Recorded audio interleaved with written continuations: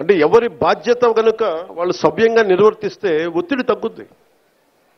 నేను చూడండి, తిరుపతిలో ప్రతి ఒక్క వ్యక్తి కనుక వాడి బాధ్యత నిర్వర్తించుంటే సరిగ్గా ఇంతమంది మంత్రులు వెళ్లాల్సిన పరిస్థితి ఉండేది కాదు, ముఖ్యమంత్రి రావాల్సిన పరిస్థితి ఉండేది కాదు, నేను వెళ్లాల్సిన పరిస్థితి ఉండేది కాదు, ఎంటైర్ క్యాబినెట్ ఉండాల్సిన పరిస్థితి ఉండేది కాదు.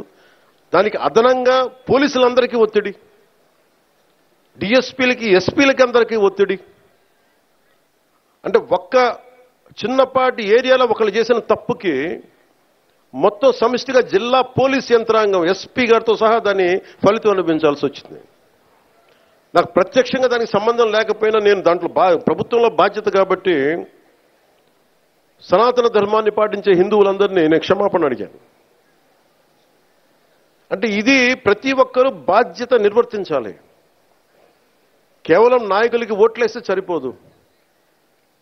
ప్రతి ఒక్క ప్రజాప్రతినిధి కానీ, అధికారి కానీ, ఉద్యోగి కానీ ఎవరి బాధ్యతలు వాళ్ళు నిర్వర్తించాలి.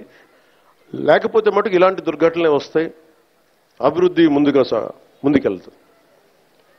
అలాగే గత ప్రభుత్వంలో అలవాటైపోయి కొంతమంది, ప్రత్యేకించి కొంతమంది అధికారులకి పనిచేయడం మానేశారు, నిర్లక్ష్యంగా ఉండటం ఉన్నారు.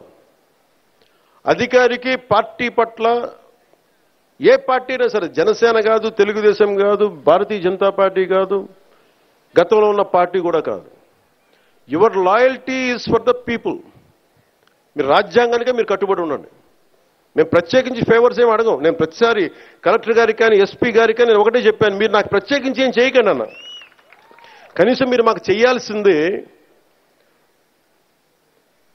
న్యాయం అందరికీ జరిగేలా చూడండి అని చెప్పాను. మా వాళ్ళు శిక్షిస్తే, తప్పు చేస్తే మాకు కూడా బాధ్యతను ఏర్పడని చెప్పాను. ఎందుకంటే నేనే స్వయంగా అసెంబ్లీలో నేనే చెప్పా, తప్పు చేస్తే నన్ను కూడా శిక్షించమని. అలాంటిది మీరు మా వాళ్ళు రక్షించమని నేను అడగట్ల, కానీ రాజ్యాంగం ఇచ్చిన విధుల్ని సంపూర్ణంగా పరిరక్షించమని నేను మనస్ఫూర్తిగా అడుగుతా ఉన్నాను. అంటే ఇది ముఖ్యంగా మన పిఠాపురంకి సంబంధించి మీ అందరి దృష్టికి తీసుకొస్తా ఉన్నా. నేను మొన్నదాకా జిల్లాలు తిరుగుతాను, ప్రతి జిల్లా కేంద్రాలకు వెళ్తాను, అనుకున్న 26 జిల్లాలకు వెళ్తాను అనుకున్నాను. నేను చాలా పెద్ద మనసుతో వచ్చాను, గొడ్డు చాకిరీ చేయడానికి వచ్చాను ఇక్కడికి. సో ముందు పిఠాపురంతో మొదలు పెట్టాలని అనుకున్నాను. అంటే నేను ముందు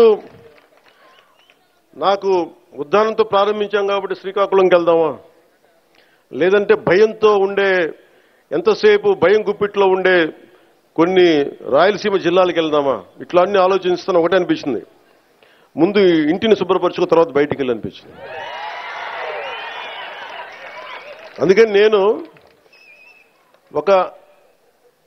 నాకున్న స్థలంలోనే ఇక్కడ నేను సిమెంట్ ఇళ్లలో కూడా నేను అక్కడ నాకు షెడ్లు వేసుకొని ఉంటానని చెప్పాను. ఇప్పుడు ఇందాక చెప్తున్నా పేషి అందరికీ, నేను కొన్న స్థలంలో షెడ్లు వేసుకొని 14 రోజులు ముందు అవసరమైతే ఎక్కువ ఇక్కడే ఉండి మన పిఠాపురం ఉన్న ప్రతి గ్రామానికి వెళ్ళి, మన 53, 54 గ్రామాలు, ప్రతి మండలం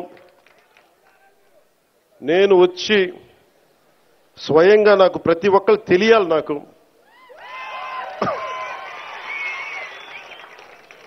అందుకని నాకు అదే కావాలి, మన ఇద్దరు కూడా. రోగి అదే కోరుకున్నాడు, వైద్యుడు అదే ఇచ్చాడండి. అలా మీకు అదే కావాలి, నాకు అదే కావాలి. మనందరం కలిసి మన పిఠాపురాన్ని మొత్తం ఒక జాతీయ స్థాయిలో దీని పేరు తీసుకొద్దాం. మనసు పెడితే ఏముండదు. మీరు ఇంత బలంగా నిలబడ్డారు.